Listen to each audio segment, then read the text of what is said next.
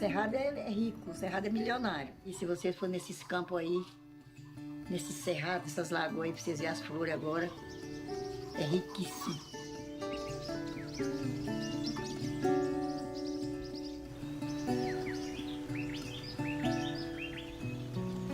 Através do Cerrado a gente tem a água, tem a vida, tem o sustento, tem tudo através do Cerrado.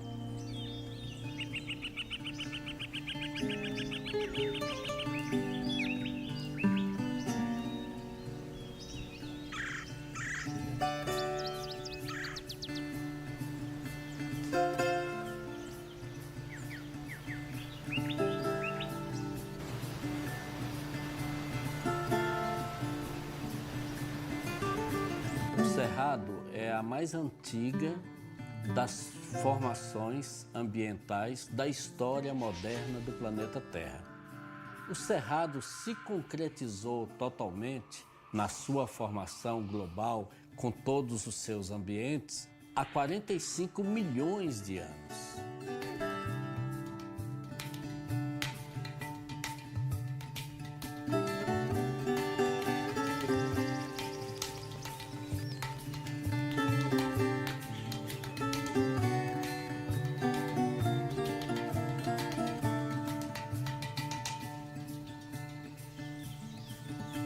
A fauna do Cerrado é especializada, a flora do Cerrado é especializada. Você tem no Cerrado muitos organismos que eles lidaram com diferentes características climáticas do passado, com mudanças climáticas, e sobreviveram.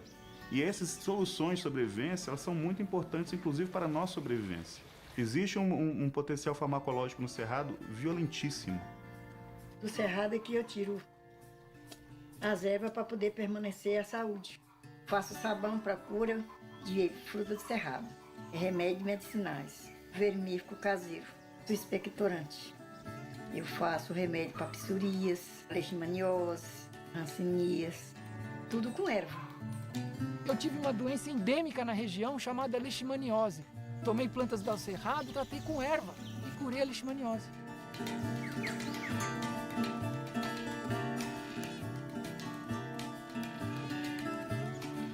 O Cerrado é uma matriz ambiental que se localiza nos chapadões centrais do Brasil, no qual existe a maior diversidade florística do mundo e existe também uma das grandes diversidades de animais do planeta Terra.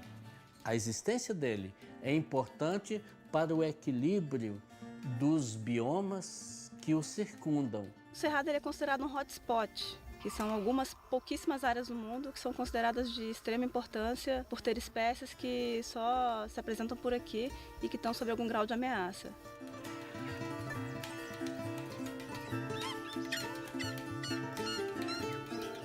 Canela de ema são plantas de crescimento super lento que podem viver mais de 1000 anos de idade. Então, um campo onde você vê muita canela de ema, nunca entrou um trator ali. Elas nasceram antes do trator ser inventado.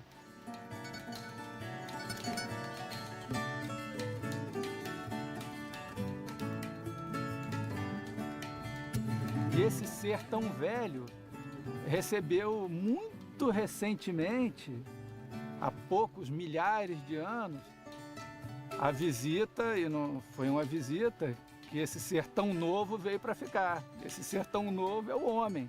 E a presença do homem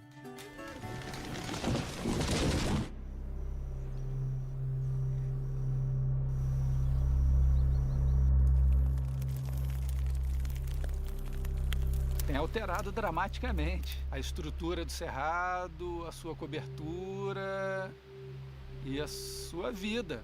Todo mundo fala, estão destruindo a Amazônia. Cara, o que estão fazendo com o Cerrado é muito pior e muito mais rápido. O Cerrado já chegou ao seu clímax evolutivo, o que significa que, uma vez degradado, ele não se recupera nunca mais na plenitude de sua biodiversidade. O que era a cobertura original do Cerrado, 50% hoje já não existe mais, do que as delimitações do bioma de acordo com o IBGE. Ele já entrou num processo de extinção praticamente irreversível, né? O que resta são pequenas manchas de área preservada nas unidades de conservação.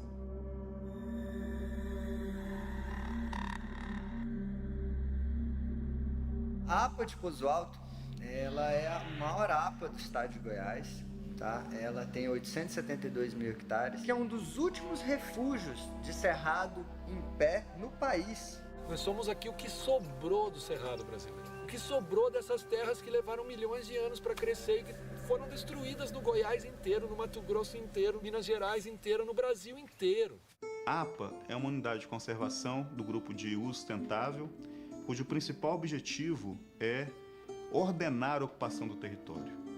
As atividades, né, dentro dessa unidade de conservação deveriam ser de base na conservação.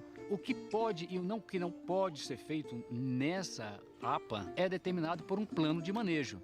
Então, o fundamental para uma APA é uma articulação ampla, né, com diversos setores da sociedade que vivem na APA, e a construção de acordos, né? O plano de manejo é um grande acordo de convivência na APA. E o plano de manejo que foi inicialmente proposto é algo assim que é praticamente a institucionalização de crimes ambientais, né?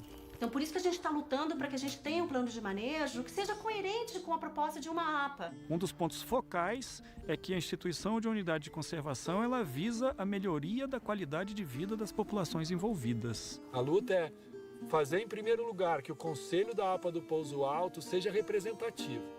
Porque hoje ele foi ocupado pelos grandes fazendeiros.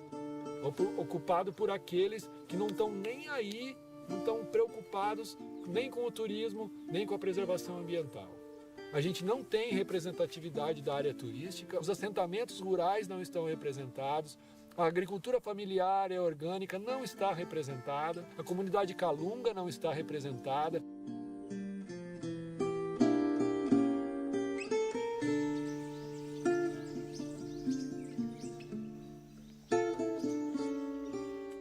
O sítio histórico e patrimônio cultural Calunga é o Quilombo Calunga, que é o maior quilombo do Brasil, onde está no município de Cavalcante, Teresina e Monte Alegre.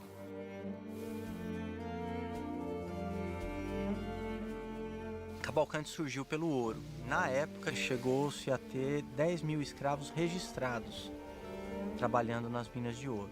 Esse quilombo ele se formou dessa mistura dos fugidos, dos abandonados e depois dos alforriados e tal. E ele permaneceu, né, muito isolado. Calunga, pra gente, foi um povo sofrido que chegou por aqui para esconder, sobreviveram e aqui está. Eu tenho orgulho de ser calunga. Eu nasci e criei aqui e as coisas para nós tudo aqui era difícil, tudo era dificultoso. E nós temos que cuidar das coisas de nós mesmos daqui do mato. Cuidar das raízes de pau para sobreviver, para tratar da saúde. E nesse tempo o povo aqui era tudo sadio, era difícil eu falar com uma pessoa.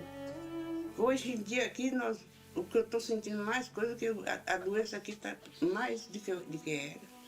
Quem é o calunga honrado de verdade continua calunga até hoje, usando a tradição, tanto nas plantas medicinais, no modo de ser e a cultura. O que tem mudado hoje no calunga é a melhoria, a qualidade de vida, né? Que eu sei que tem que melhorar muito, mas tem melhorado, porque às vezes as pessoas confundem cultura com pobreza.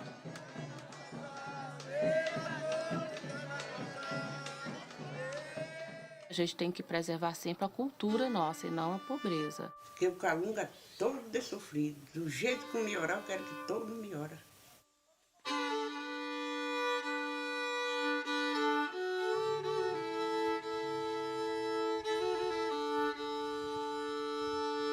Eu quero mais força para o calunga. Para melhorar nossa comunidade. Mas não quero nada de destruir nossa comunidade, não. O território Calunga é grande. Na verdade, é o maior território quilombola do mundo. Tem 272 mil hectares. Parece muito, mas ainda é pouco, considerando que muitos descendentes dos quilombolas não têm uma terra demarcada ou estão fora do território Calunga.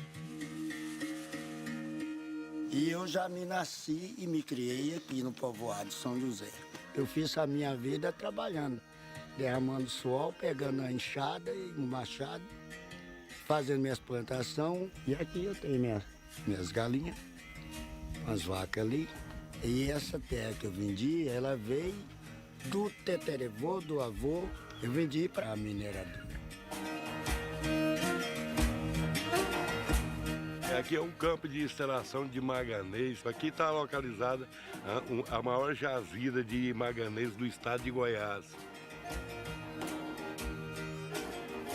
Esse aqui que é o manganês, que ele é extraído de lá, da laje. Ele aqui é uma liga do ferro. Sem esse minério aqui, nós não vamos poder andar de avião nem de carro. Eu seria contra a extração se causasse danos, tivesse impacto, mas é uma coisa de impacto mínimo. Esse material pode voltar para o mesmo buraco aonde você arrebentou aquela laje. Isso aqui, o rejeito dela é um adubo, você pode misturar na terra e plantar qualquer florestamento. Olha lá, aquilo ali era rejeito. Ó. Tá vendo tanto que tá bonita as árvores lá? Ó. A população local ela ainda tem uma visão muito limitada do que é a problemática ambiental. Olha o evento que aconteceu em Mariana, né? Então, no momento em que vier um empreendimento desse, que a gente receber aquele calhamaço de papel do EIA-RIMA, nós, sociedade, temos o dever de observar todos os detalhes. A gente vai depender disso para ter uma chance maior de frear a ganância da mineração, mas impedir, eu particularmente acho muito pouco provável. Infelizmente, Cavalcante, toda a história do município tem uma forte ligação com a mineração. Esse aqui é o leito de um rio seco. Esse lugar aqui representa muito para Cavalcante, que esse aqui foi o primeiro garimpo de cristal declarado. E essas vazantes foram todas exploradas com pá e picareta para poder tirar o cristal. E, portanto, a Soriônica ficou com essa largura. Tem uma mineradora lá dentro da cidade, né, que eu acho que não é bom para ninguém. Isso é uma herança de séculos de mineração que tiraram toneladas de ouro daqui, foram embora com esse ouro, o município continua carente e ficou com um córrego maravilhoso desse, poluído com mercúrio.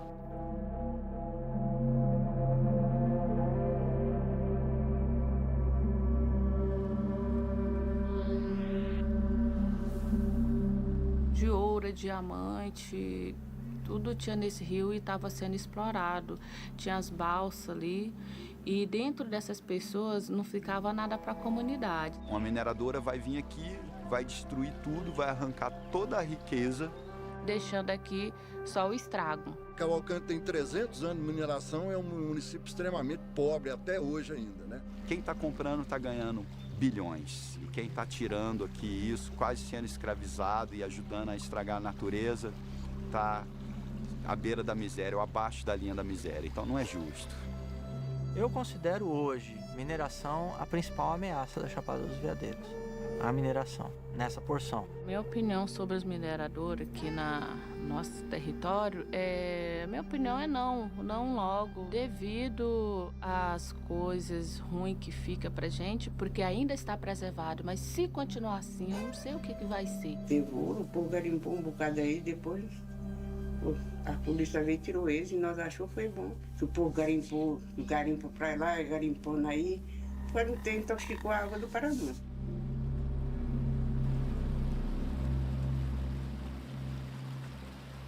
Cavalcante é uma província mineral riquíssima. O município, como um todo, acha importante essa atividade. No município, ela não pode ser predatória. Tudo que seja para preservar é bem-vindo. Desde que eles venham com a medida não de castração e sim de construção, tudo bem. Eu vivo do minério. Acho que, de certa forma, poderia haver uma área sendo 100% protegida e algumas áreas que já estão degradadas e ainda tem minério que pudessem continuar para não gerar, inclusive, conflitos, né? O que nós precisamos é minerar com responsabilidade ambiental, responsabilidade social e tudo mais. Apesar do potencial minerário do município de Cavalcante, o setor que mais emprega e mais gera renda no município hoje, muito mais do que minerador, é turismo. O turismo distribui renda. Então, realmente, assim, em termos de interesse da população, em termos sociais, ambientais e tudo, o turismo é muito atraente para o município. Uma coisa tinha que conviver com a outra até que naturalmente o ecoturismo se fortalecesse, que as pessoas, as famílias aqui passassem a depender mais do ecoturismo e menos de um garimpo ilegal.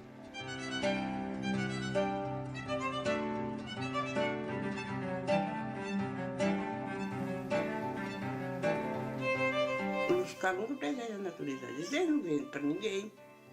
O calunga aqui só dos calungas.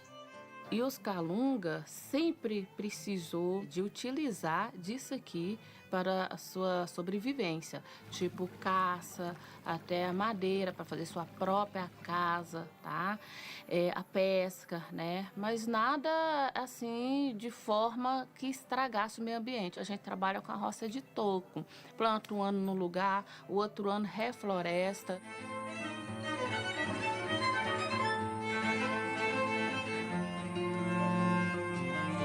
A gente planta de 5 a 6 anos seguidos. Aí depois a gente deixa essa roça e faz outra roça em outro mato. Daqui 6 anos, este broto aqui, ó, depois que deixa a roça, ele já vai estar nessa espessura, já pode fazer outra roça novamente. Dá para você ver o tanto que já regenerou a mata.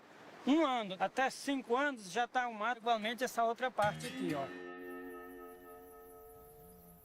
E isso que a gente faz é passado de geração em geração. E esse tipo de terra aqui é terra de cultura, é produtos mesmo orgânico nativo da terra, não precisa colocar nada de químico. São sementes crioulas, são sementes centenárias que a gente utiliza a cada ano e sempre renovando esse tipo de semente. É o qual nós alimentamos a nossa família, né? E para os vizinhos também. Aqui não tem nada de trator e nem veneno. Aqui a gente planta aí, dá por conta própria aí. Tudo é daqui, é feijão, arroz, milho para dar galinha, couro. Meu pai me ensinou eu trabalhar desse jeito. Essa aqui, desse maduro aqui, assim, é minha. Ali já é de outro dono, ali já é outro dono. Acolá já é outro dono. Aí tem milhares de donos aqui, dentro desse local. Nós que plantou.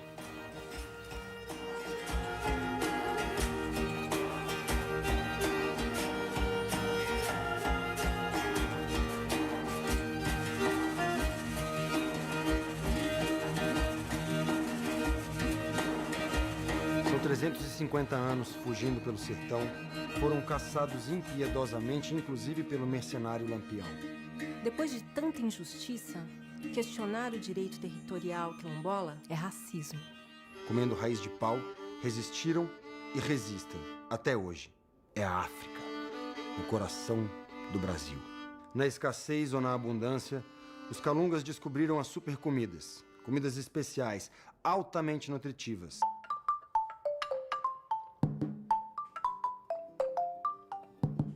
Todo o alimento do cerrado, quando você come ele além de nutrir, ele te cura, ele tem o poder de curar, ele trabalha seu organismo. Quando eu cheguei a Alto Paraíso, eu comecei a trabalhar em alguns lugares e comecei a observar o tanto de fruta que estava sendo desperdiçado. Eu comecei a pesquisar um pouco o cerrado, junto com os calungas, vendo, né, o potencial, que eles tiravam óleo de coco, tiravam farinha. Eu consegui desenvolver alguns doces, né, algumas geleias. O jatobá, eu vi que ele seria o ideal para fazer um café, um cappuccino, né? Então, ele dá para fazer mingau, ele dá para fazer emulsificante de sorvete, ele dá para fazer cremes, bolos, pães. Além de ter uma nutrição top, extremamente boa e limpa, você protege o meio quando você utiliza esse recurso. Então eles têm uma extração totalmente sustentável, aonde vai gerar essa renda, porque até então eles achavam que eles têm muita riqueza. Poxa, mas quem que vai querer comprar o buriti? O que é que vai fazer com o buriti? Esse aqui é o buriti, dá pra fazer suco, dá pra fazer risoto, dá pra fazer creme, sorvete. Esse é um biscoito de buriti, farinha de coquinajá. E dentro é uma Nutella de goiabada com cacau. A gente tenta fazer esse resgate para que isso se mantenha, para que o cerrado sobreviva, para que as pessoas vejam o cerrado de outra forma, o que ele pode trazer em nosso benefício, para que nossos filhos e nossos netos possam conhecer o buriti, o baru, o piqui, porque isso também é cultura, entendeu?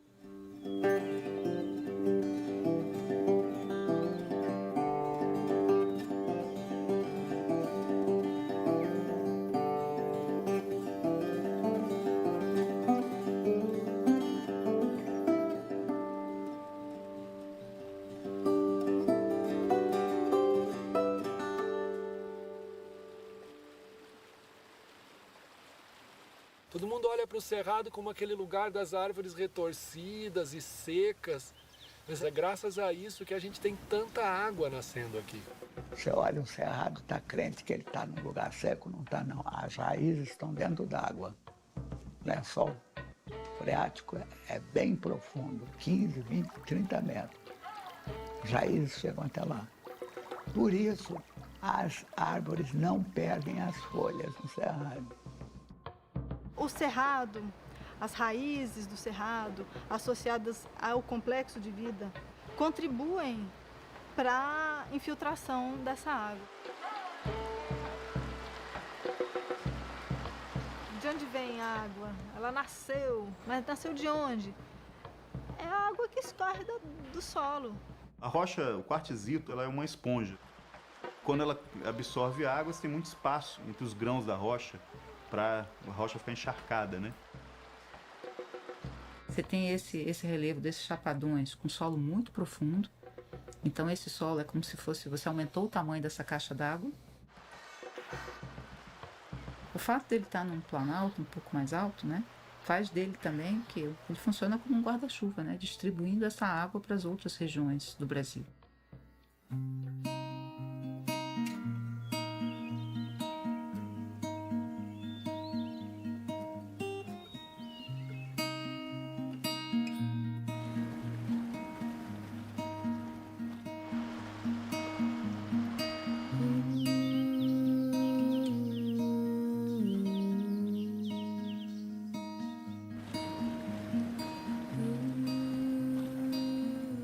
Água.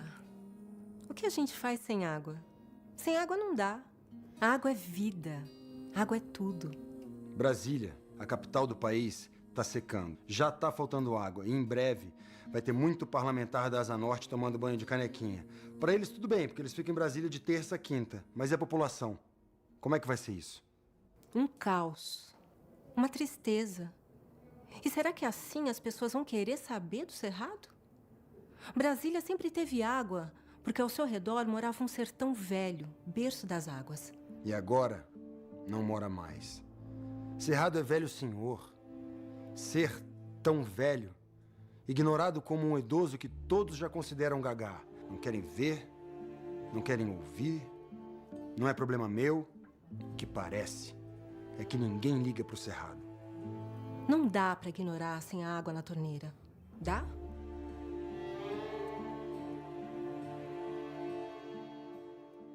A gente está sabendo também que o avanço da fronteira agrícola e tudo isso que ele traz por trás está minando esse berço das águas. Você corta a árvore do cerrado.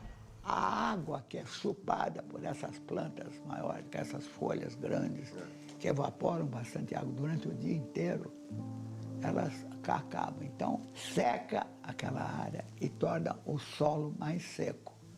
O ciclo hidrológico não é só uma função de quanta de chuva que está caindo, mas também qual é o sistema que está recebendo essa precipitação.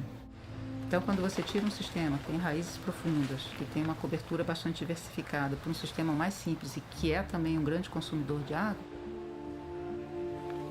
você diminui a capacidade de recarga e a capacidade de afloramento depois dessa água nos cursos de água. Que isso daí é uma das lendas que surgiram aqui, eu não sei qual engenheiro agrônomo que saiu com essa afirmação. Então eu não tenho dúvida nenhuma, eu tenho segurança bastante para dizer que esse balanço hídrico aí, ele é favorável para as áreas de agricultura usando hoje as técnicas que nós usamos. A vegetação exótica, ela não absorve a água da chuva como a vegetação nativa do cerrado. Ela só absorve aquela quantidade de água suficiente para a sua sobrevivência. Por isso que a área de recarga dos aquíferos não existe mais na região do cerrado. A única coisa que segura a água é floresta nativa. Então, quanto mais desmatarmos o cerrado, menos águas nós vamos ter. No mínimo, 10 rios de médio porte desaparecem por ano no cerrado.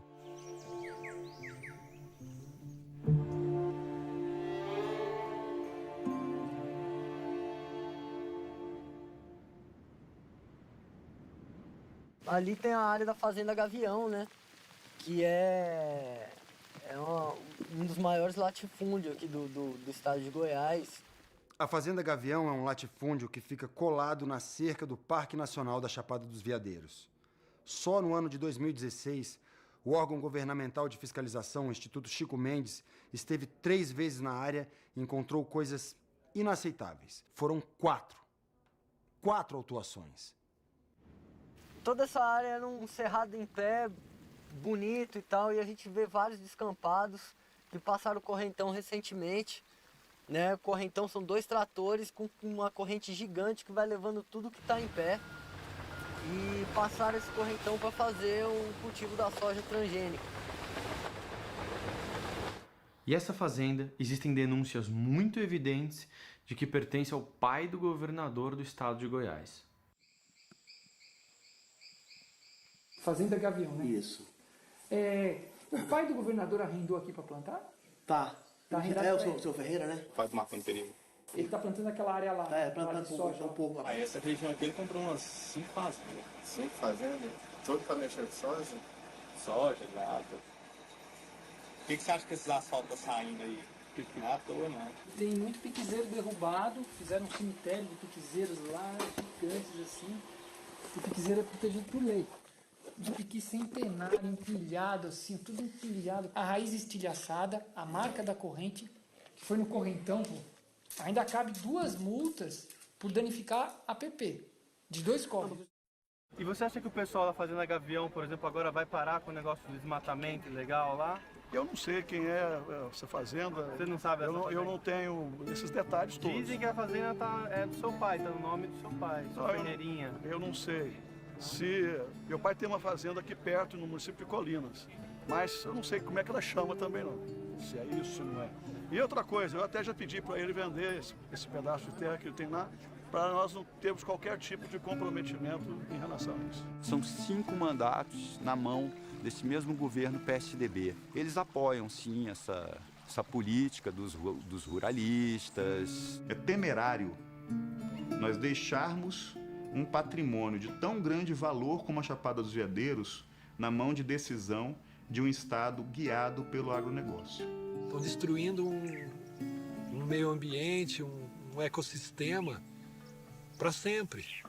O que mais me preocupa é algo muito sério, que é a extinção do cerrado. Uma área plana, uma área de solo profundo, uma área que tem toda uma vocação para a agricultura. Eu tenho possibilidade de abrir novas áreas?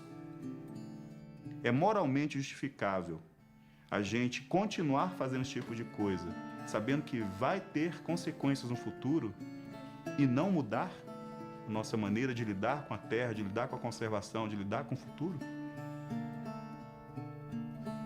Que dinheiro que paga isso? A diversidade não tem preço.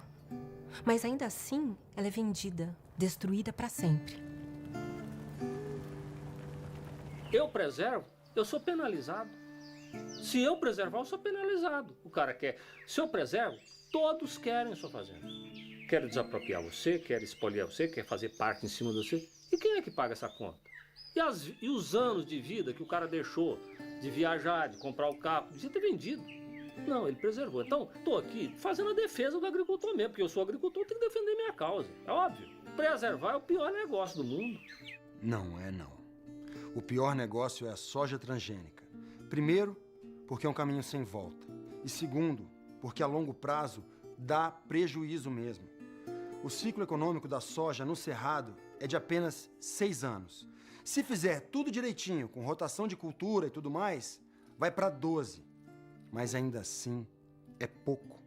À medida em que a produtividade diminui, o fazendeiro vai só rolando as dívidas.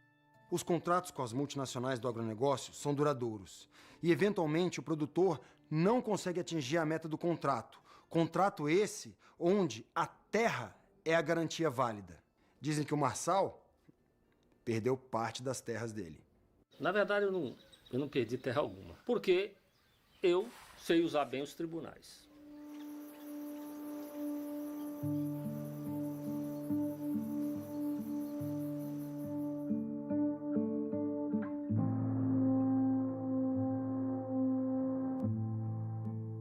O Caminho do Cerrado é o nome do projeto. Esse nome surgiu por conta da devastação que está acontecendo, né, do caminho de Brasília até Alto Paraíso, na GO 118. E o objetivo dele é fazer essa denúncia, né, do impacto do agronegócio, principalmente no Cerrado. O corpo nu, a nossa pureza mesmo, né, a nossa fragilidade, naquela imensidão de plantação, assim, da devastação que está acontecendo. Cerrado, a savana com maior biodiversidade do planeta. O horizonte inteiro é soja. Inteiro, olha que incoerência. É um projeto que está mostrando o caminho que o Cerrado está tomando.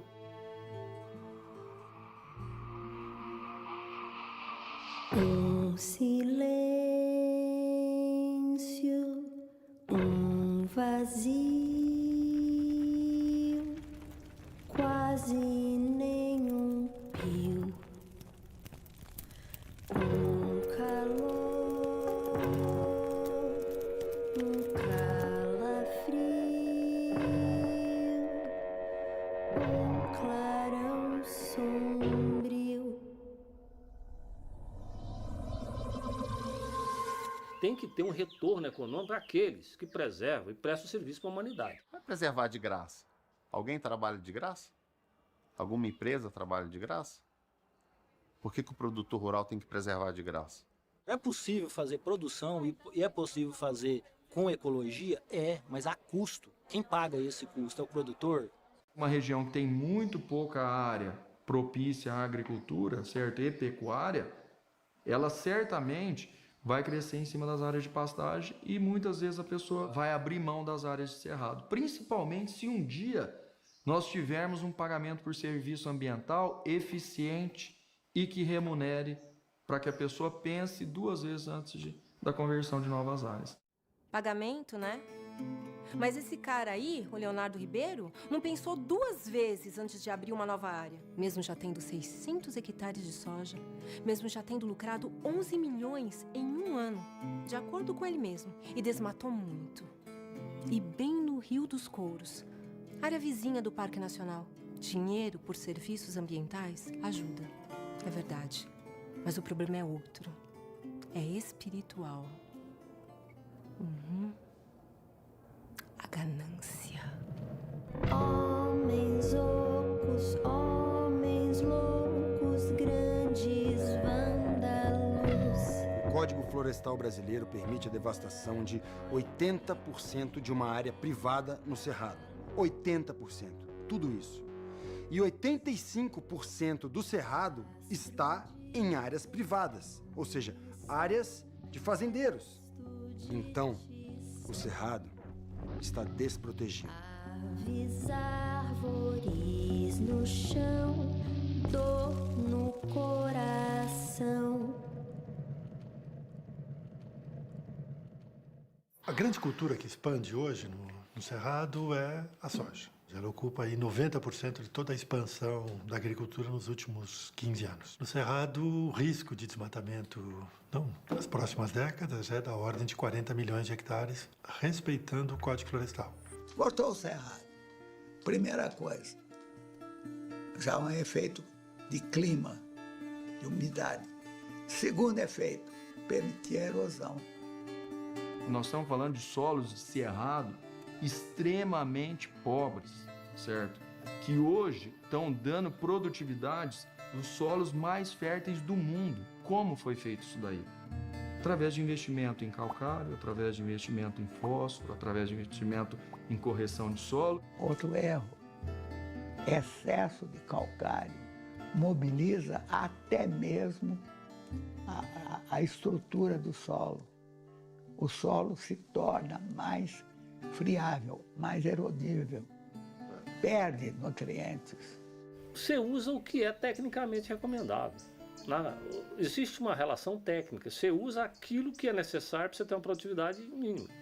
Então, isso varia com vários tipos de solo. Um você precisa usar um pouco mais, outro um pouco menos, porque ninguém vai fazer uma agricultura com excesso de insumo.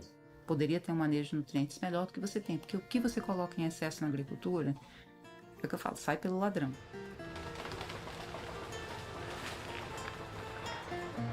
E no caso de fósforo e nitrogênio, ou você contamina a atmosfera com gás de efeito estufa,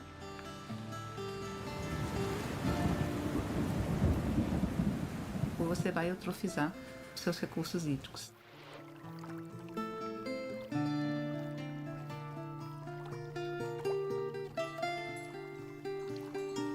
Passo arado, joga calcário para corrigir a acidez ou joga adubo para aumentar a fertilidade, você alterou as condições de solo. Aquelas plantas que existiam ali não vão conseguir existir mais, vão desaparecer. Por isso a gente diz que o cerrado está em vias de extinção. E mesmo se você conseguir produzir essas espécies em viveiro, você vai plantar onde? Não existe local para você fazer o que se chama de revitalização, porque a área aonde vai receber essa planta já foi totalmente modificada.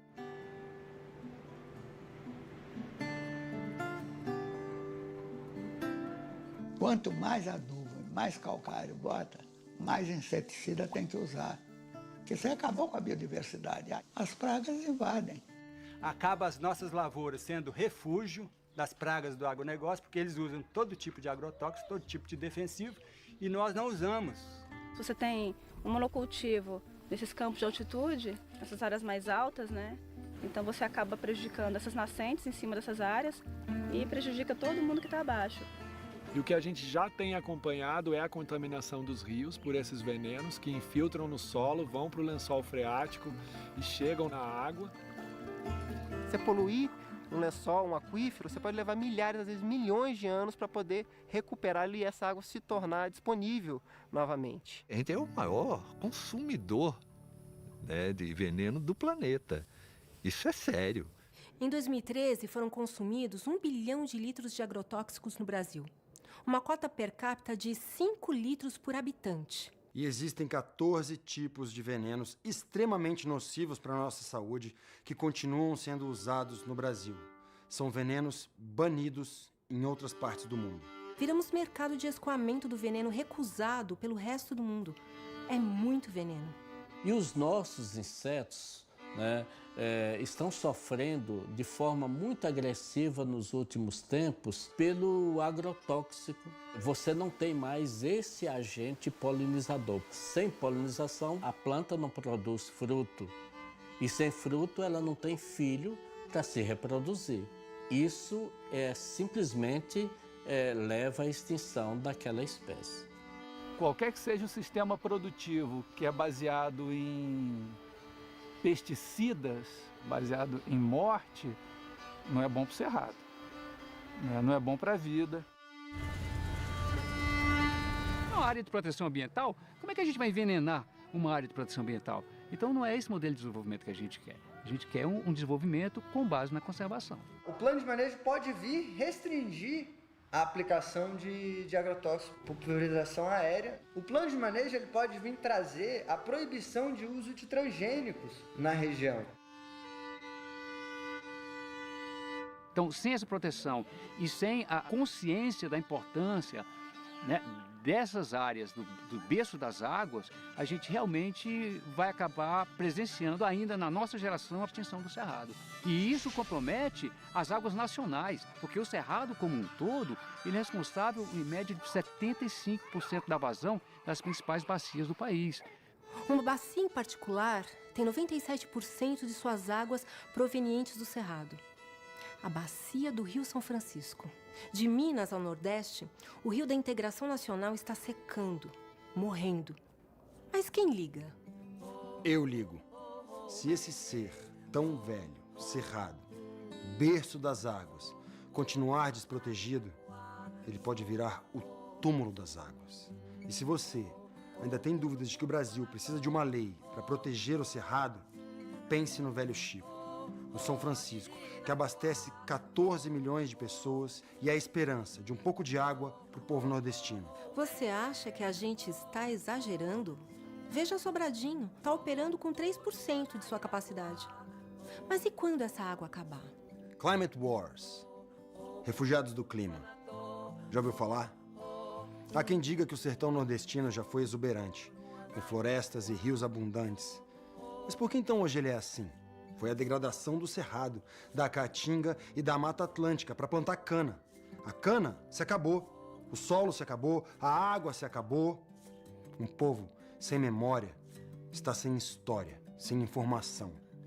E não consegue se defender, não consegue levantar a cabeça e mudar. Água é vida, água é tudo. Ela está dentro do nosso corpo e ainda assim, ela é vista como simples mercadoria.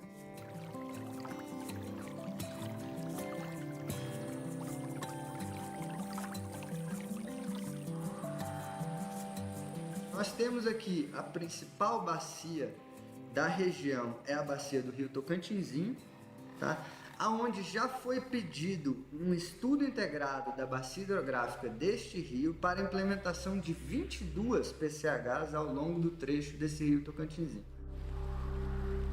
Especificamente o caso de Cavalcante, foi analisado um único rio, né, que é o Rio das Almas. A barragem é Santa Mônica. Ele iria barrar o rio que depois vai abastecer parte do território quilombola. Isso aqui é o Paraná. É aqui que o pessoal da Furna queria fazer, mas só que a comunidade Calunga não aceitou. Aí eles iam fechar esse paredão com aquele outro ali, ó. O impacto desses empreendimentos na região, ele é baseado em 3 pilares. O ambiental, que é óbvio. Ele muda um rio que é corredeira para um estado parado. Isso aí a gente já perde a principal espécie ameaçada nossa, que é o pato-mergulhão. O pato-mergulhão é a espécie mais ameaçada das Américas. Ontem nós temos entre 175 a 225 indivíduos no mundo todo. Ele é uma espécie que utiliza ambientes de águas cristalinas, oxigenadas. Ele tem um senso visual acurado para se alimentar de peixes. E certamente a construção de PCHs muda totalmente a configuração do ambiente onde ele vive.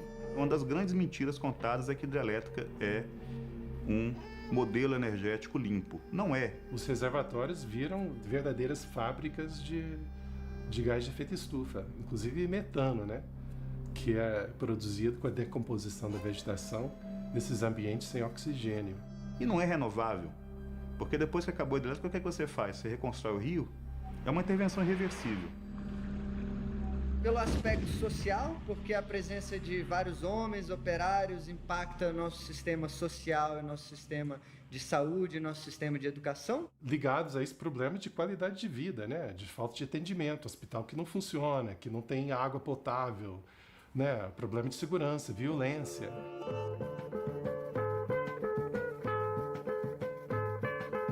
A gente não quer isso. Se sair uma hidrelétrica aqui para nós, é como a gente perdeu uma pessoa da família, um filho. Já tiveram aqui para a gente poder assinar, né, os papéis para poder ser indenizado. Eles foram aqui no meu vizinho, Aí foi lá no Brivaldinho, inclusive o Brivaldinho foi indenizado também. A primeira coisa que eles fazem com a população local é tentar dar a impressão de que é um fato consumado. O empreendimento que ainda está em fase de estudo, que tipicamente não sequer tem um processo de licenciamento ambiental, faz isso como uma forma de manipular a população, de não se mobilizar para defender seus direitos, para dividir a população. Alguém chegou aqui falando que era uma obra do governo. Eu não queria assinar documento nenhum e insistiram que de todo jeito a gente seria indenizados, né? E que de todo jeito ia sair.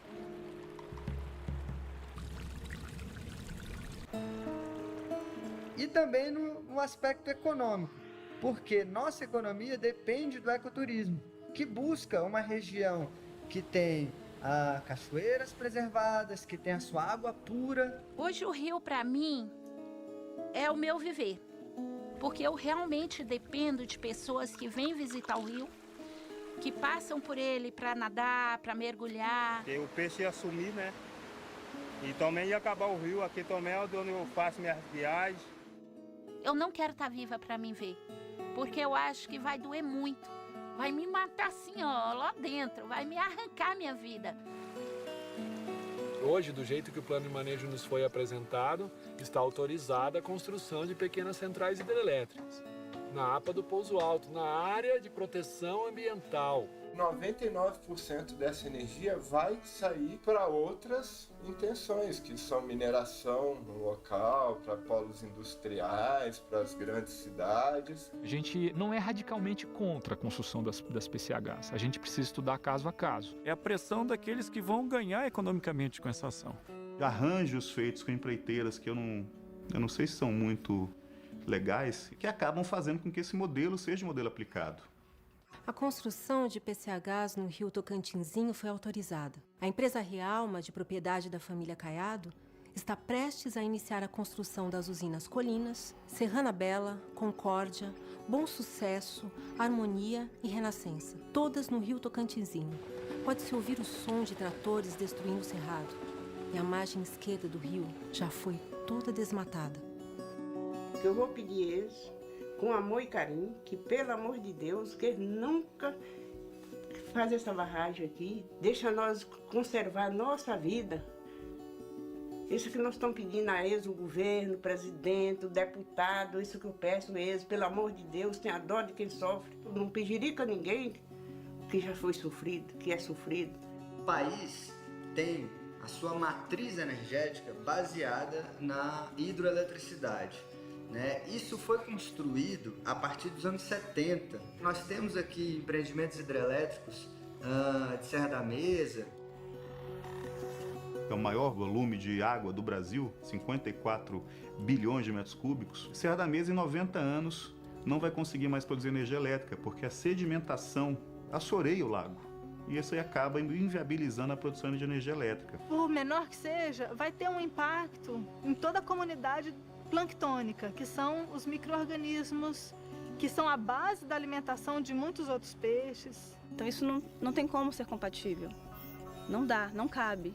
Hoje nós temos duas situações diferentes dos anos 70. Uma delas é a escassez hídrica, que já é uma realidade em todo o país, e o advento da energia solar como tecnologia alternativa à energia hidrelétrica. A construção de uma PCH, pelo volume de energia que ela vai gerar, ela é mais barata, ela é mais rentável, então o custo-benefício é melhor, é mais interessante. A região da Chapada dos Veadeiros está incluída como o segundo melhor lugar em termos de potencial de incidência solar do país.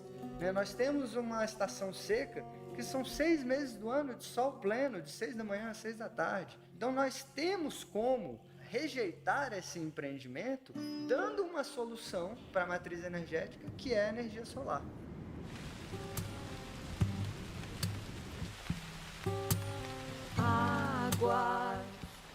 Água sagrada, bem precioso, é preciso cuidar.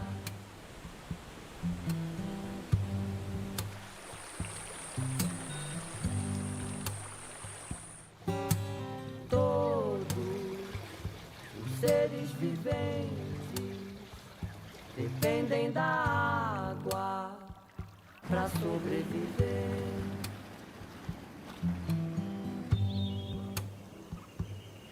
Consciência, a conservação, sem desperdício, sem degradação. Na terra, nas nuvens, na chuva, no ar. Nascemos das águas do céu e do mar. Esse último ano, essa outra fazenda aqui na frente, eram vários tratores derrubando todas as árvores. Deixaram algumas poucas e foi tudo virado pasto. Estamos sendo aqui rodeados pela soja, pela monocultura, que mata todas as águas, todas as plantas e todos os animais. E a gente fica assim, querendo fazer alguma coisa, cantando, tocando, fazendo projetos de conscientização, de educação ambiental. As pessoas precisam de ser informadas, porque informando elas conhecem e conhecendo elas podem ter um motivo para agir.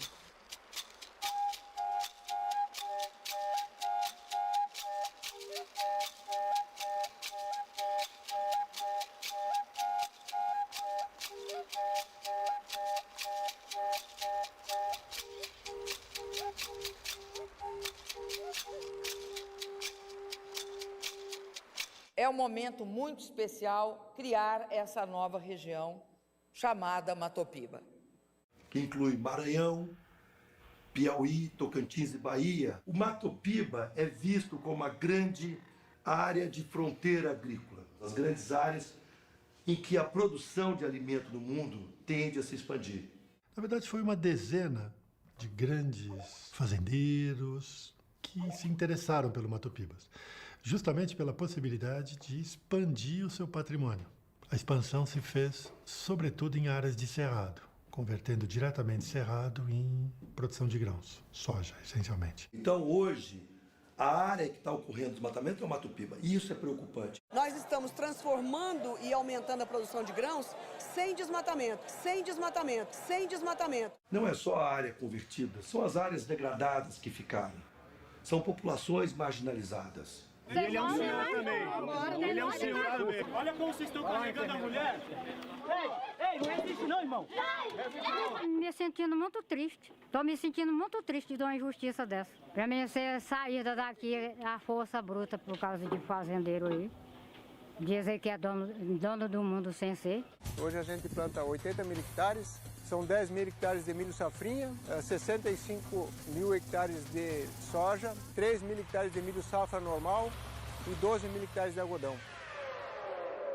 Para o futuro é parar, né? Onde tiver que expandir, a gente vai mais para o norte ainda. Se chegar no mar, a gente tem que parar, né? Então a gente está vendo hoje um processo de concentração fundiária, que não era comum você falar, o cara tem 5 mil, 10 mil, 20 mil hectares de terra. Hoje isso está virando algo comum, né? No Matopiba, poucos têm muito. 0,5% da população concentra 60% da riqueza. E 80% da população é considerada muito pobre. São famílias que têm uma renda mensal inferior a R$ 700. O que é o Matopiba? Você vai pegar as últimas reservas, resquícios de cerrado e transformar tudo isso em produção de commodities. Você vai colher frutos durante 5 anos, 10 anos e deixar para gerações futuras um deserto. E para o país inteiro você vai deixar uma grande crise econômica e social que não sabemos as consequências dela. Uma crise de fome e de sede. Porque no sistema de produção do agronegócio brasileiro, uma única semente patenteada por uma empresa estrangeira só funciona com pesticida, também dessa empresa. Isso cria um vínculo de dependência entre o fazendeiro e empresas multinacionais. Criamos super pragas e, para combatê-las, super pesticidas. Com o tempo e a disseminação desse sistema, as sementes tradicionais e biologicamente diversas se perdem. E perdemos, assim, qualquer chance de sair desse sistema. Diversidade significa sobrevivência. significa ser capaz de continuar a produzir. Por isso, falar em crise de fome não é exagero. O sertão velho cerrado não está em risco. Quem está em risco é o ser humano. A atual política agrícola e agrária esqueceu que o ser humano está incluso na cadeia ecológica. Esse argumento de que o agronegócio é o salvador do Brasil, aumenta o PIB, é mentira. Ele é o salvador da economia hoje, mas a longo prazo é a falência dos fazendeiros e de um sistema produtivo de milhares de anos. Só cultura, cultivo e sementes.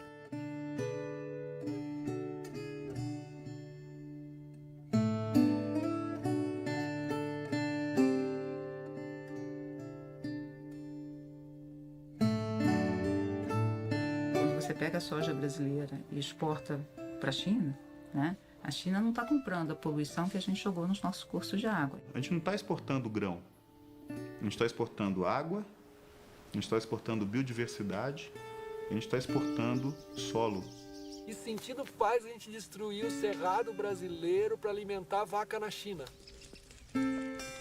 E com essa falácia, com essa inverdade de que é para acabar com a fome no mundo. Desenvolvimento, sim. Nós queremos produção. A gente precisa comer, mas queremos uma produção sem agrotóxico. Nós queremos uma produção orgânica. Nós queremos agroecologia, né? Nós queremos algo que esteja em acordo com a preservação ambiental. A gente pode ter alimento, mas tem que pensar na água, tem que pensar no vizinho que está plantando o seu orgânico. É isso que a gente vem discutindo no plano de manejo da APA do Pouso Alto. É da gente ter atividades compatíveis. A maioria dos agricultores familiares estão dentro da APA, que ele vai ter que preservar e ele tem a necessidade de produzir e sobreviver. Só que o agronegócio pressiona de todas as formas. Isso já é motivo de algumas pessoas estar deixando o trabalho da agricultura familiar, tá indo para outras fazendas trabalhar de empregado ou indo para a cidade. Os filhos não veem perspectiva de continuar porque é uma pressão muito grande para eles sair. Como que pode meia dúzia de agricultores grandes sobreviver e 5.000 agricultores familiares tem na Chapada? 5.000 agricultores familiares. Vai ficar aí eternamente dependente só de salário, de viver empregado e deixando a sua área não poder trabalhar na sua área de terra. O avanço da agricultura, ela é um avanço necessário. Felizmente ou infelizmente, ele é necessário. A agricultura é imprescindível para nós. Na verdade, aqui mesmo no entorno de Alto Paraíso tem vários assentamentos, agricultura familiar, que abastecem a cidade. Essas monoculturas não abastecem Alto Paraíso em nenhuma região aqui. É tudo para exportação. O sujeito, ele não acredita naquilo que faz, porque se acreditasse no que fizesse, ele comeria soja transgênica com agrotóxico e dava isso pro filho dele. Pergunta se ele dá isso pro filho dele. Produtores familiares produzem muito mais alimento, com muito mais qualidade. Tem na mesa brasileira que as verduras, legumes, esses pequenos produtos, vêm da agricultura familiar.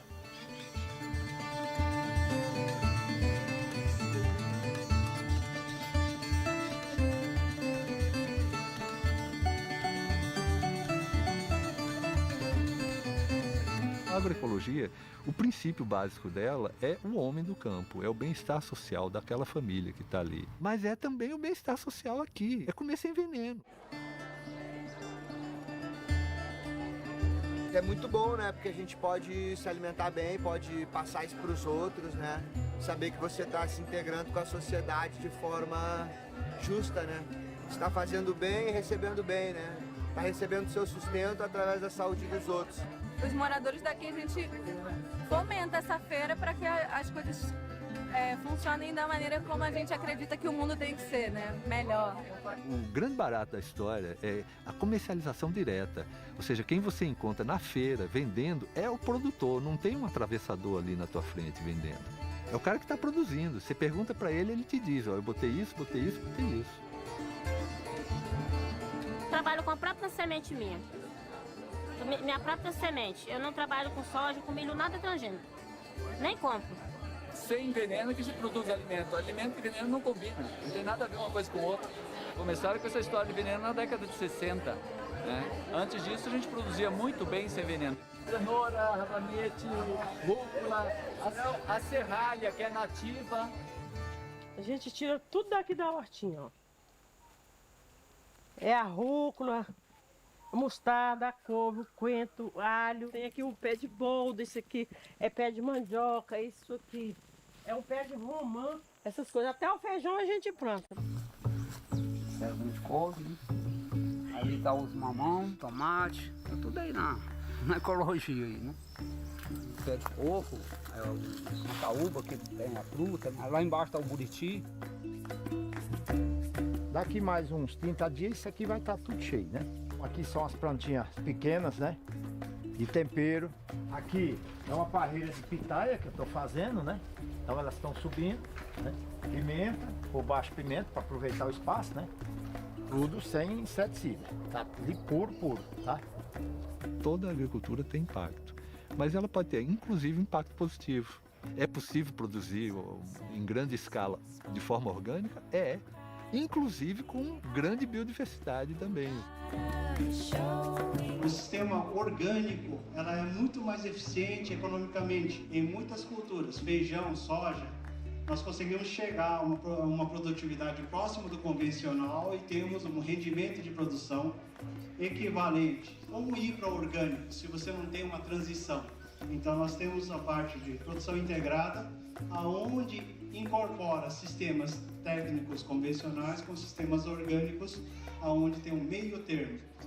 Viver de floresta e produzir alimentos na floresta, com floresta, posso mostrar que funciona. O ser humano podia se reconciliar com o planeta, por termos desligado da vida no planeta, achando que nós somos os inteligentes e não vendo que somos parte de um sistema inteligente. Trabalhar para criarmos áreas de inclusão permanente e não áreas de proteção permanente do ser humano. O que se vê com o crescimento de agrofloresta é o renascimento da natureza, é a reestruturação do solo para ele ganhar uma vida própria e ganhar em vida útil, produzindo alimentos para N gerações.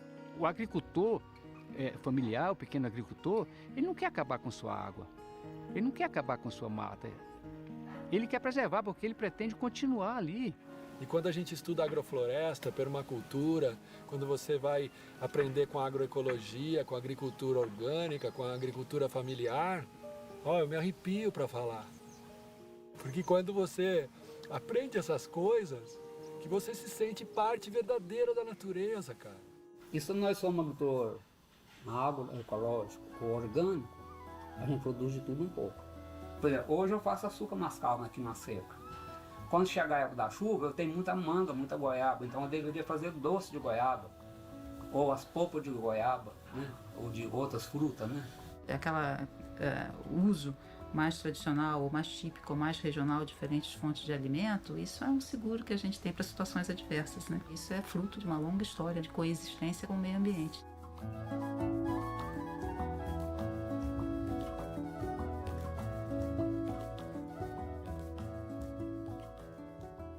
Eu faço parte de uma cooperativa, né? A Cooperativa Agroecológica da região da Chapada dos Veadeiros. E nessa cooperativa, praticamente 100% dos agricultores são agricultores familiares. Já conta com mais de 200 cooperados, atendem os programas do governo federal de aquisição de alimentos. 30% da merenda escolar da região já é atendida pelos nossos produtores orgânicos.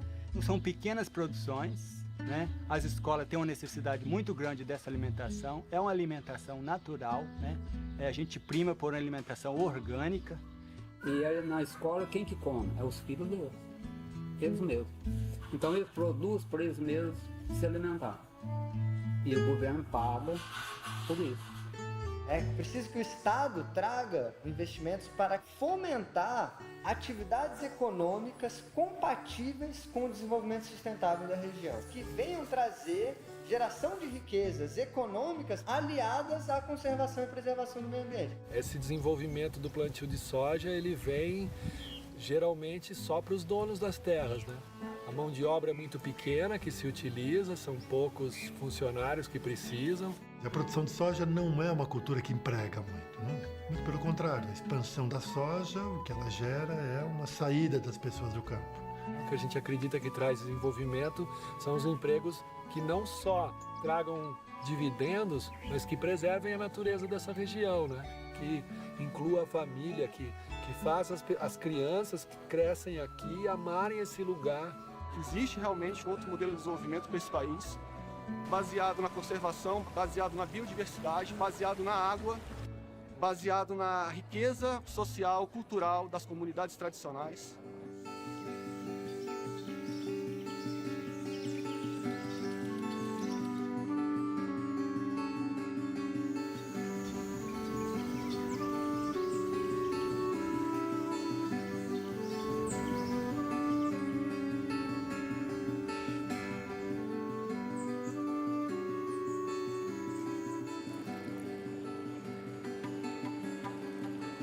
Aqui a gente tem uma pequena amostra do Cerrado, Parque Nacional da Chapada dos Veadeiros, que é onde nós estamos aqui agora.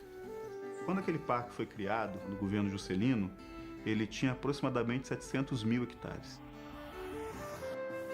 Ele recebeu uma série de mutilações do governo militar. Então hoje ele tem por volta de 10% da sua área original.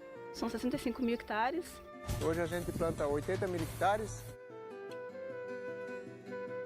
Isso é muito pouco, principalmente para a fauna. O que a gente tem hoje, Chapada dos Veadeiros, ele não é efetivo para conservar a biodiversidade da região. O Brasil não precisa mais de parque. O Brasil hoje é um grande parque preservado. Do Cerrado inteiro, a gente tem 0,5% de área protegida, de categorias mais restritas, como o Parque Nacional.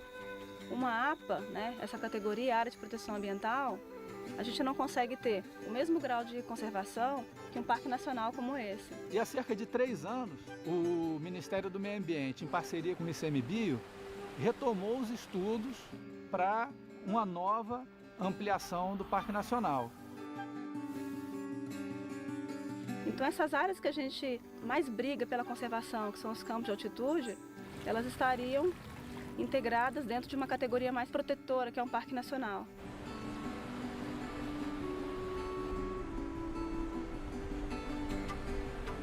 Nós já temos também um documento formal do Estado, que o governador autoriza a criação do parque e nós iremos assinar. Nós vamos ser surpreendidos agora com alguém dizendo, olha, agora sua propriedade não é mais sua. O Brasil requereu e você vai receber quando Deus quiser. O Parque Nacional foi criado há 60 anos atrás, até hoje tem gente que não foi indenizado. Eles primeiro têm que olhar a situação do parque atual e ver como é que vão fazer com o novo parque. Um parque como esse que está tendo problemas na sua criação, por causa dos poucos proprietários, é bom que se diga, não são muitos, da ampliação do parque, são poucas propriedades. Nós vamos tentar, sim, resolver da melhor maneira possível. Até hoje a gente correu atrás de preservar e da nossa fazenda. Agora nós vamos correr atrás do nosso processo e do dinheiro que ela vale. Eles têm direito, a terra é deles, eu não estou querendo que não seja pago. Eu acho que eles merecem o preço justo.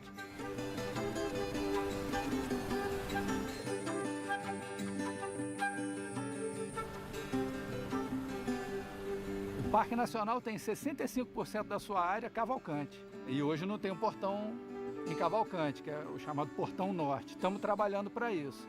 E com a abertura desse portão, a gente espera que o parque passe a ser efetivamente um instrumento de integração regional. Para o setor turístico, isso vai ser um grande potencial de geração de emprego, de geração de oportunidades, porque você vai criar novos serviços. É fundamental receber os cidadãos do Brasil e do mundo aqui no Parque Nacional e na Chapada. É fundamental que as pessoas vivenciem essa complexidade.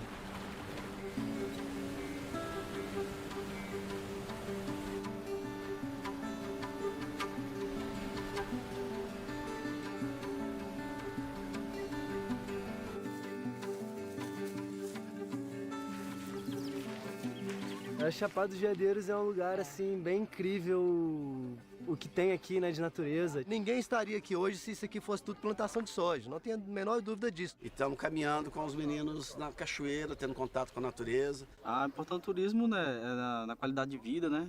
Isso é muito importante na preservação do meio ambiente.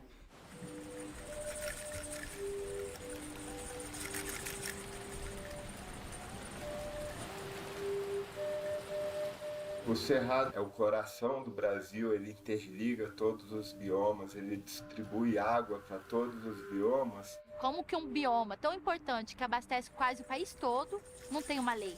Daí que nasceu a Fundação Mais Cerrado. O primeiro passo é a gente conseguir fazer uma pressão para ter uma lei do Cerrado. Isso é uma necessidade. Nosso trabalho é muito de conexão, atores, especialistas. Fazer essa interligação para fortalecer a rede, para que o Cerrado ele realmente seja pauta. Eu já estou ficando totalmente dentro dessa causa, quero lutar, fui chamado com o coração e eu chamo todos vocês a virem junto. Vamos fazer desse lugar aqui um exemplo pro mundo, né? Não é só pro Brasil, não. E não só Alto Paraíso, como a APA do Pouso Alto, que são 6 municípios na região. Quando a gente entrou nessa situação da APA de Pouso Alto, a gente viu 2 furos. Primeiro furo, que é o próprio plano de manejo que estava sendo apresentado de forma insustentável. O segundo furo, e que pra gente da Fundação foi uma das coisas que a gente entrou em ação com o Ministério Público, é a falta de representatividades dentro do Conselho. A sociedade civil fez uma mobilização muito forte, muito importante, da qual fez necessário a readequação dos estudos para o plano de manejo para uma proposta que seja mais coerente com os interesses de preservação da região. Cerrado em pé, é o que a gente quer! Cerrado em pé, é o que a gente quer! May all the beings in all the worlds be happy and be free.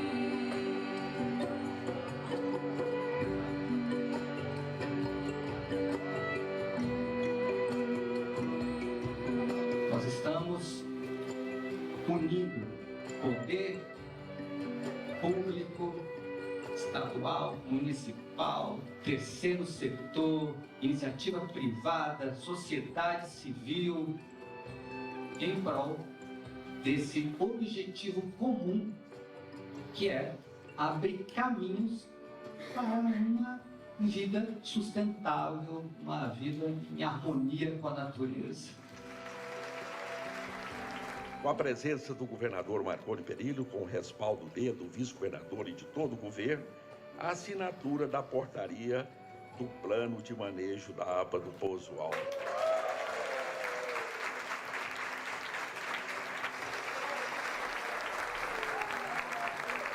Nós estamos hoje somando esforços, né? Estamos assinando acordos de cooperação, né, para realmente colocar em prática do plano de manejo, né, que foi tão sonhado, que foi tão desejado por todos. Do ponto de vista de discussão e de encontrar caminhos dentro da sustentabilidade, esse plano de manejo é um marco.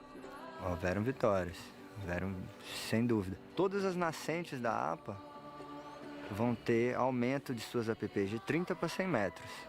Os principais rios da região também vão ter suas APPs aumentadas. Essa faixa de mata, de proteção, ela é importante para os recursos hídricos, para a biodiversidade. Tem espaço para monocultura de soja também, mas não em toda parte. E há áreas intangíveis, onde não é possível qualquer intervenção humana. É preciso que todos se conscientizem da importância da preservação do meio ambiente. Isso não pode ser uma coisa só para ecologistas, tem que ser de todos. Outro avanço, a criação dos grupos de trabalho. É o único plano de manejo que você conclui e permanece os GTs já discutindo para quando chegar na época da revisão, é um GT que está discutindo agrotóxico, está discutindo a transição de pecuária para lavoura, está discutindo mineração e está discutindo energia. A gente já tinha sido acordado que não haveria PCHs. Então eu queria saber da senhora se a senhora pode garantir que não vai haver PCHs, porque parece que o texto que foi homologado não é o que tinha sido discutido. Aquele texto que nós aprovamos juntos, ele está lá. Apesar de toda a discussão e concordância sobre o tema das hidrelétricas, o parágrafo 4, que impedia que elas ocorressem, não foi publicado. Que foi publicado no plano de manejo, todos os conselheiros, de forma unânime, aprovaram o texto como está. Com relação ao PCH especificamente, teve 2 pontos que eu reconheço que foram conflitantes. O grupo de trabalho vai trazer o que vai ser feito no futuro. O grupo de trabalho não é isento. Esse é Bernardo Caiado. Sua família é dona da empresa Rialma, a empresa que pretende construir as barragens na Chapada dos Veadeiros. Os mesmos que compraram as terras do Brivaldinho e da Marina. Caiado se auto-indicou como coordenador do grupo de trabalho e conseguiu a aprovação de uma resolução que não só autoriza a construção das barragens na APA, mas as incentiva. No apagar das luzes de um conselho viciado, partidário, Bernardo Caiado conseguiu avançar com os planos de sua família. Muito provavelmente, as hidrelétricas no Rio Tocantinzinho irão ocorrer. No Rio Paraná e no Rio Almas. Da questão, por exemplo, do Bernardo Caiado, né? Ele não é morador. Por que ele é um conselheiro? Pode isso? Eu prefiro não comentar porque é uma questão bem delicada que já está sendo tratada. Infelizmente, nós não tivemos, como havia sido previsto, a assinatura do decreto com a nova composição do Conselho. O Conselho é um palco de discussão, de abertura de assuntos para a gente chegar, de preferência, em um consenso, em uma negociação, para que a gente possa resolver os problemas da APA do Pouso Alto. O atual Conselho ele é completamente comprometido com os interesses da agricultura industrial.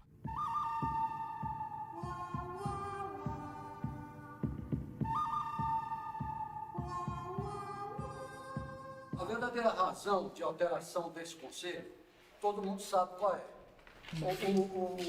O setor ambientalista argumentando de que era minoria. Fundação Cultural Paulo Marques e Comunidade Quilombola, esses atores aí que estão colocados, alguns deles têm o que a ver com a razão. A Comunidade Quilombola não está aqui dentro. Por força de lei, os assentados, os quilombolas, precisam entrar. Continue. De repente, muda-se uma regra sem a gente estar... Sem ter sido consultado. Então nós estamos fazendo papel de parado. Não faz 2 anos nos setores que decidiram. Para mudar o conselho? 2 anos. Você que está expondo. Não votavam em Votamos esse conselho assimétrico. A votação assimétrica sempre aqui corrigida. É exatamente isso que a gente quer corrigir, essa assimetria. E que o que o senhor disse que tem que ser, porque são 15 a seu favor. É isso que a gente quer mudar. A gente quer diversidade. Mas 2 anos que os setores reivindicam suas cadeiras, 2 anos. O atual Conselho da APA tem 29 cadeiras, das quais 2 não estão ocupadas e apenas 5 têm algum compromisso com o meio ambiente. Todas as representatividades têm que ter voz dentro do conselho. Isso é democrático. É uma questão de você conseguir ter um olhar de todos que moram dentro da Chapada. A proposta de alteração do Conselho da APA cria representatividade a importantes setores que integram o território, como turismo, assentados da reforma agrária, quilombolas e pesquisadores. Quem que vai falar pelo Calunga se não ele mesmo, né?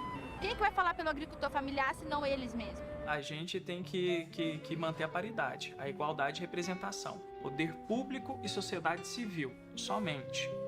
Não existe outra forma de paridade em que se queira igualar, por exemplo, o setor produtivo com o setor ambiental. O SNUC ele dá uma demonstração clara dos principais segmentos que é desejável compor o conselho. Não existe garantia de mudança de composição. É opcional? Não é opcional. Está na lei, é obrigatório. É fundamental o cumprimento da legislação. A participação plural da sociedade é obrigatória. Eu vou determinar uma ação imediata do ICMBio em cima desse caso concreto.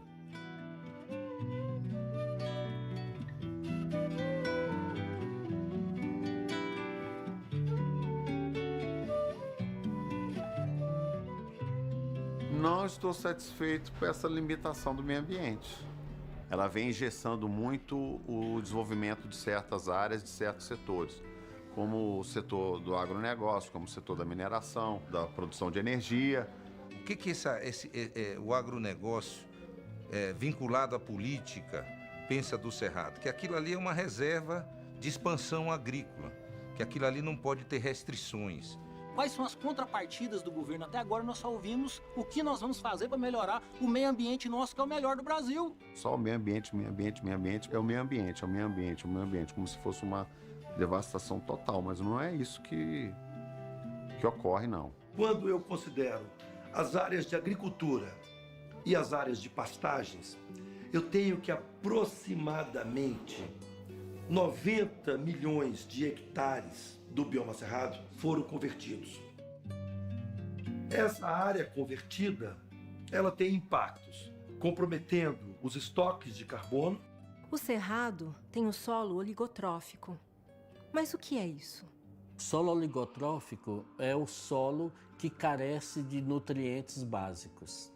E isso é importante porque as plantas do cerrado retiram do ar o seu alimento. E qual é o alimento dessas plantas? O CO2, limpando com isso a atmosfera e impedindo cada vez mais o avanço do efeito estufa. A maneira como se dá o balanço de radiação, o balanço de energia e as trocas entre superfície e atmosfera foram profundamente alteradas.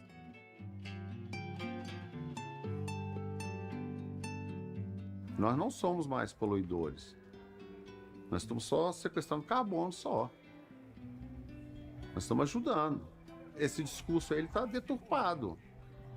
Aquecimento global não é por causa de produtor rural, não. O clima depende de processos superficiais. Se eu estou mudando a superfície, eu estou mudando o clima.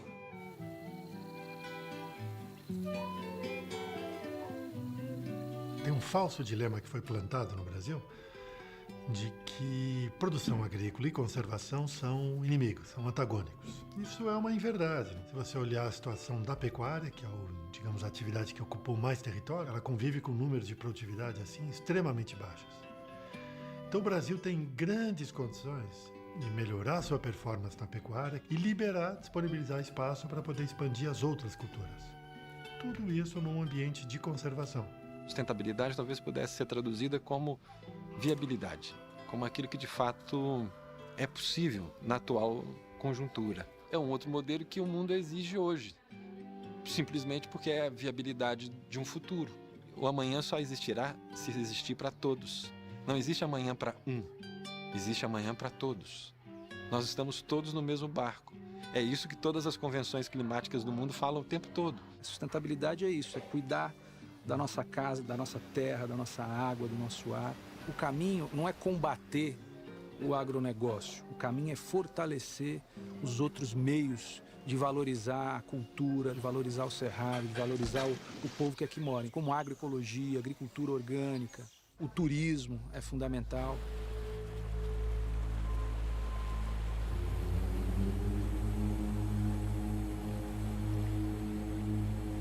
Nesse mundo está tudo interconectado. Existe uma interdependência entre absolutamente tudo que é vivo. A água, ela é viva. Então, justamente, o espírito da água é uma manifestação da grande mãe universal. E que nós realmente estamos desrespeitando, porque não estamos vendo, porque não estamos sentindo. Então a gente não percebe a vida que está nas árvores, que está nos rios, que está nas pedras. A gente não percebe que tem vida. Nós estamos nos destruindo sem saber que estamos nos destruindo. Tamanha é a nossa desconexão com a realidade maior da vida, daquilo que de fato somos, daquilo que é esse jogo aqui nesse mundo.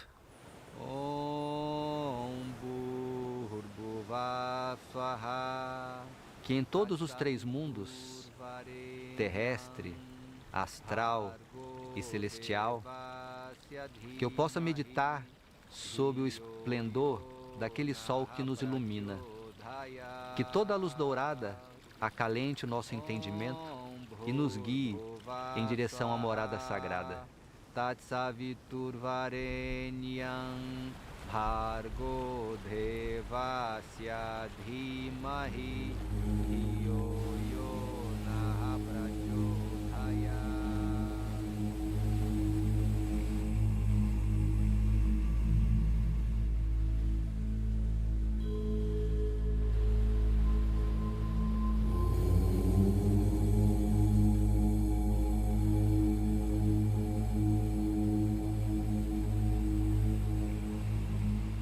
país com maior potencial para a exploração do turismo de natureza no mundo é o Brasil. Não era mais certo se eu tenho 60% do território coberto com florestas, que a minha primeira fonte de rendimento fosse floresta, e não derrubar a floresta para plantar agricultura? A economia da região está crescendo a ritmos maiores do que o PIB do país com o ecoturismo. E o ecoturismo depende da preservação.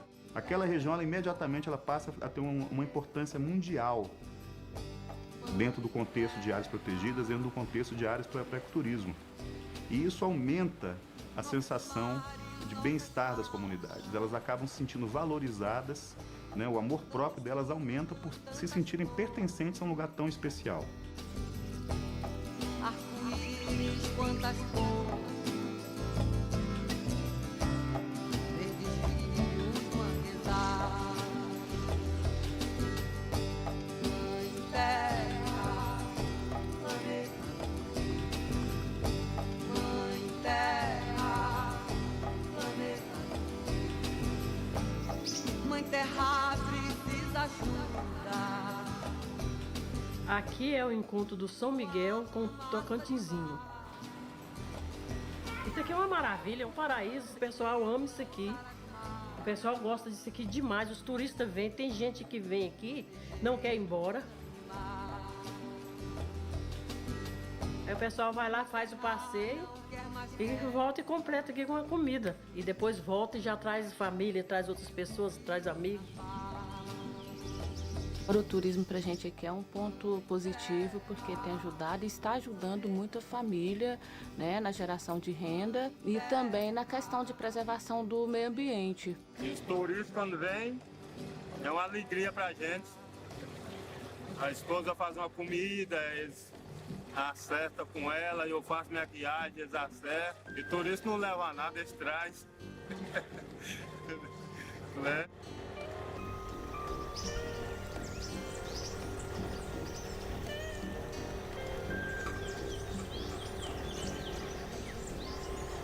Quando você pode aliar a visitação a um ambiente natural, preservado, você vai e visita uma comunidade quilombola, você vai comer uma comida preparada por eles, plantada por eles. O turismo ele tem o poder da transformação para essa comunidade local. E as pessoas hoje têm a oportunidade de terem o seu próprio negócio, abrirem sua própria lanchonete, seu próprio camping, sua própria pousadinha, ser um guia turístico. Então você acaba tendo um alcance muito maior, né, na distribuição da renda por conta do turismo, e especialmente quando você fala de ecoturista, né? O turista que costuma visitar áreas protegidas, ele tem um perfil diferenciado, porque ele valoriza o que tem de importante na localidade. Ele quer aprender sobre a história do local, a história geológica, a história ecológica, a história social. Ele acha importante experimentar produtos locais, ele acha importante conhecer manifestações culturais locais, artesanato local. E tudo isso acaba criando uma maior possibilidade de distribuição de renda. É um benefício socioambiental, né? Porque são pessoas que às vezes tinham que depender de estar retirando algo da natureza para a sua sobrevivência, que hoje já vivem conduzindo visitantes de ecoturismo e acabam trabalhando também como monitores aí dos impactos socioambientais da visitação. Ou seja, o ecoturismo ele deve ser priorizado como atividade compatível para a região.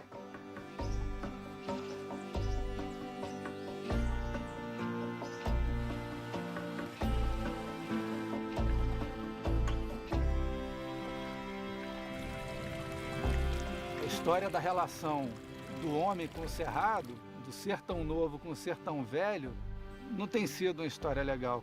Mas a gente espera que a gente passe a cuidar do cerrado e entender que o cerrado é complexo e é cheio de vida e que a vida merece ser cuidada e merece continuar aqui. E tem espaço e condição da gente viver junto.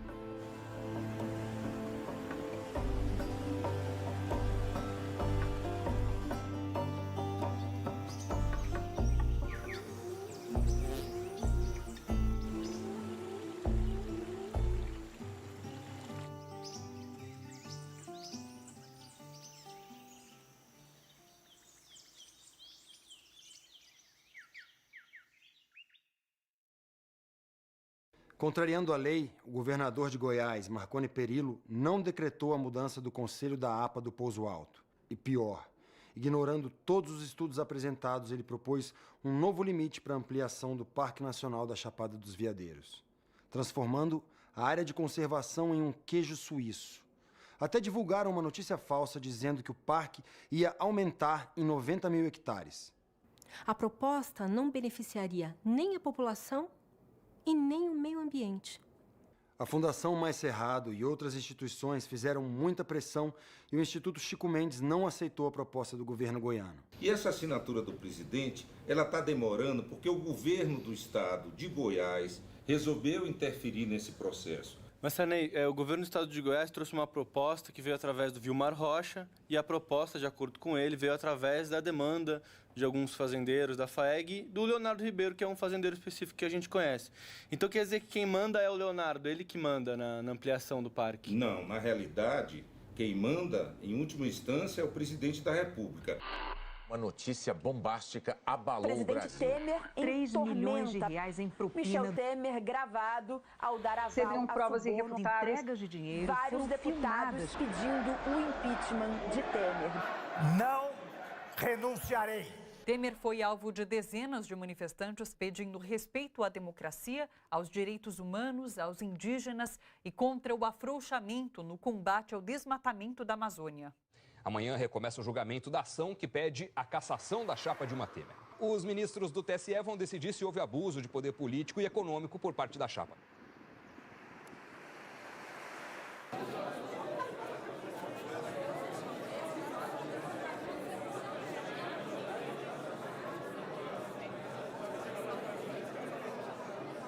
Assinaremos agora um decreto que aumenta em quase 4 vezes a área do Parque Nacional da Chapada dos Veadeiros.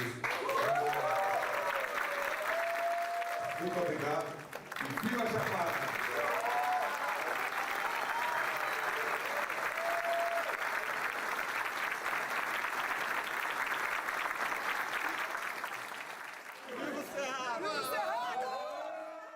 Milagre! Ampliação do parque saiu como queríamos, baseado em estudos e não na vontade de empresários.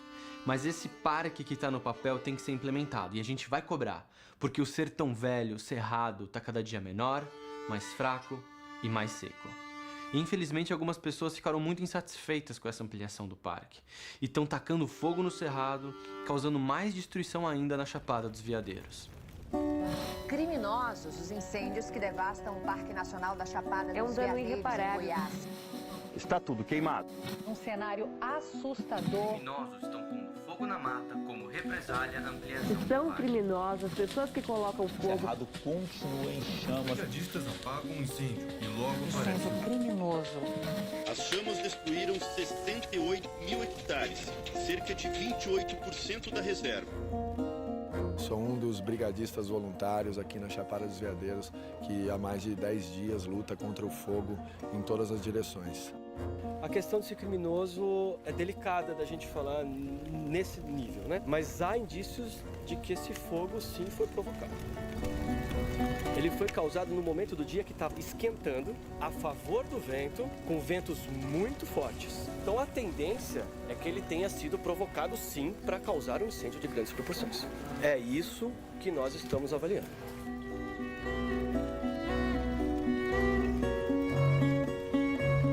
Essa operação é a maior operação de combate a incêndio que o Brasil já teve na sua história. Nós somos cerca de 200 pessoas já em campo, alguns na logística, outros preparando alimentos, outros como brigadistas mesmo apagando os incêndios. Então isso trouxe uma união gigantesca para esse grupo que só se fortalece.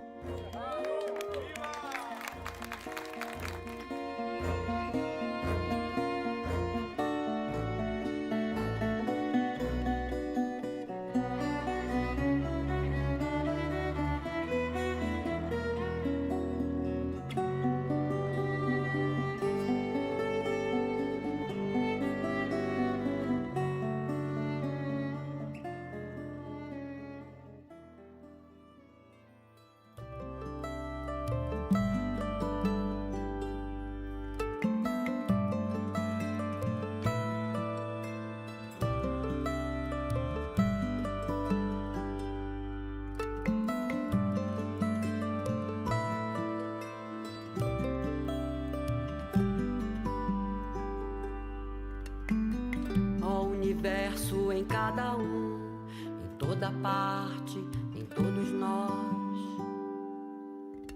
Pra ti não há momento além do sempre, não há lugar além de tudo. Me separa e nunca para, me separa e nunca para, me separa e nunca para, me separa.